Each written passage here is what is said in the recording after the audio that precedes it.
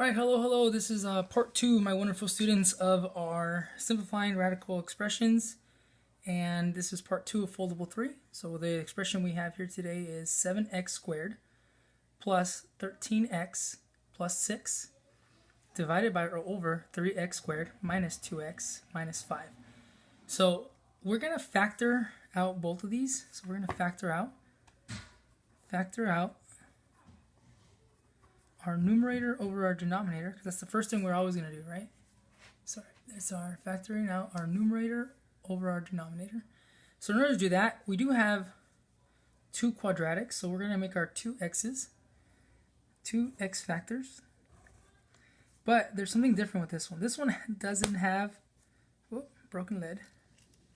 This one doesn't have a 1 for our starting leading coefficient, so we're going to have to use our a times our c, which is the end of this one is in 7 times 6. And that's going to be 7 times 6 is going to be 42, so that goes here, 42. And then our b is still 13. So we look for two numbers, and I know that's 7 and 6, or 6 and 7. 6 times 7 is 42, and 6 plus 7 is 13. So on the top, I cannot just write, x plus 6 and x plus 7, because that wouldn't give us our x times x would not give us our 7x. So we're going to rewrite this equation here using the grouping. We don't need parentheses yet. So first thing we're going to write it. So we have our 7x squared. We're going to do, we're going to put the 7x first because it matches more with the 7, and the 6 will match more with the 6. All we're really doing, we're splitting the 13x. So we have our 7x plus our 6x,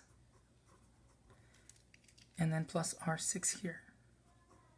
So once again, all we really did is that we separated this 6 and 7, because 6 plus 7 would be 13. We separated this here to show the two different ones. And we've done this before. All right, so now we're going to do it by grouping. So I'm going to group here, just to show you guys what we're doing. And then from here, I know that both of these share 7x, so I can pull a 7x out. And here, 7x squared divided by 7x is just x. And 7x divided by 7x, anything divided by itself is always just 1. And we're going to add. These both share 6, so I'm going to add a 6. And what comes out is our x plus 1. So switch back to pencil. So now we can use backward distribution here, and we get our 7x plus 6 times our x plus 1. And this gives our factored form. So this is going to be our first one. So I'm going to write down here, since we're using this space to do our factoring. So I'm going to write that here. We have our 7x minus 6, plus 6, times our x plus 1. So we're divided by. We don't know what this is yet. So now we're going to try to do this one here. So we have 3x squared minus 2x minus 5. So we have our a times our c on top. So we have our 3 times our negative 5, which gives us negative 15. And then we have our negative 2, which is our b here, negative 2. So I know that I can use 3 and 5 to get 15, but 5 has to be negative, because 3 plus a negative 5 would give us negative 2, and 3 times a negative 5 would give us negative 15. So we can write this here. So we're going to do the same thing we did. We're going to split this. So we have our 3x in front, squared. And then instead of having a negative 2, I'm going to write the 3x and the negative 5x. So I'm going to use the 3x again, but the 3 in front because it matches more with this one. The 5 wouldn't really reduce really nicely. So I'm going to add 3 here, x. Then I'm going to subtract my 5x, and then add my negative 5. So I can see here again, these also match. So I'm going to group them again. Move this out of the way. So I have this group here, and this group here. So I'm actually going to make this plus and add the negative back in 5. So it just does it that way. It makes it nice and easy. So both of these we can take out a 3x. And what's left over is x plus 1, because 3x squared divided by 3x is x, and 3x divided by 3x is 1. Okay, and then we can take out a negative 5. And we go here, and we have negative 5x divided by negative 5 is just x, and negative 5x divided by negative 5 is just 1, because anything divided by itself is just 1. Alright, so now we do backward distribution again, and then this we have our 3x here minus 5 times x plus 1. So remember, we can do this because these are both x plus 1. And if we do backward distribution, it would be 3x times this, which is here, and negative 5 times this, which is here.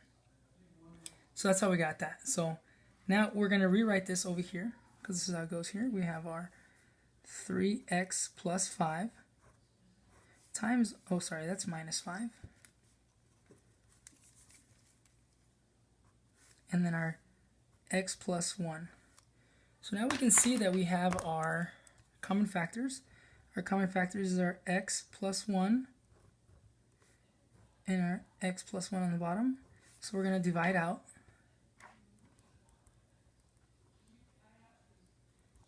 Common factors. So our common factors again are here, these. We're going to divide them out. Reduce. Zoom, zoom, and they're gone. So we have our simplified form, which is this here. It's 7x plus 6 divided by 3x minus 5. So this is our simplified form.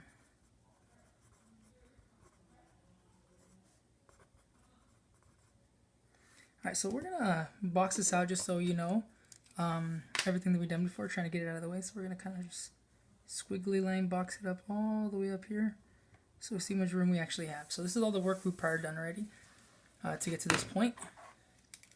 So now we can start here. So we have the denominator. Denominator of the original expression is 0 when, so remember the original expression is here, right? It's this one here, but we can use this one here. It's just factored out, so they're equivalent, so we can use this one. So when 3x plus 5 times x plus 1 is equal to 0. So we have to solve for those. So we'll just go ahead and start that here. So we can set them both equal to 0. So we have our 3x plus 5 equals 0, and our x plus 1 equals 0 as well. Alright, so we have our plus 5 to both, oh sorry, it's minus 5 to both sides.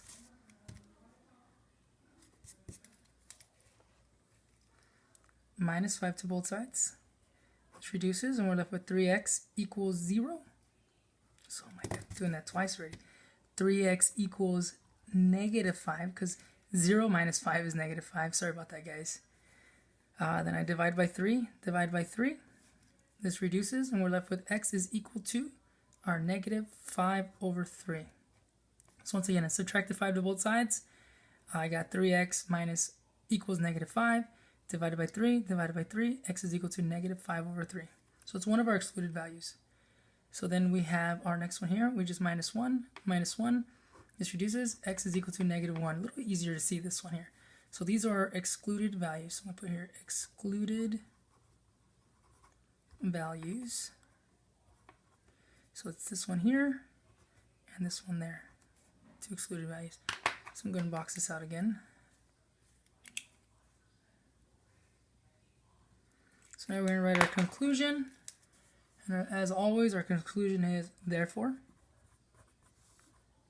comma, the simplified form, and then our simplified form is actually here. And let's box that out too, because that's very important. We didn't actually show. Well, that's fine. It's here. It goes there as well. So the simplified form is 7x plus 6 divided by 3x minus 5, comma, when x cannot equal, and our excluded values again are negative 5 over 3 or negative 1. And that rounds off this video here.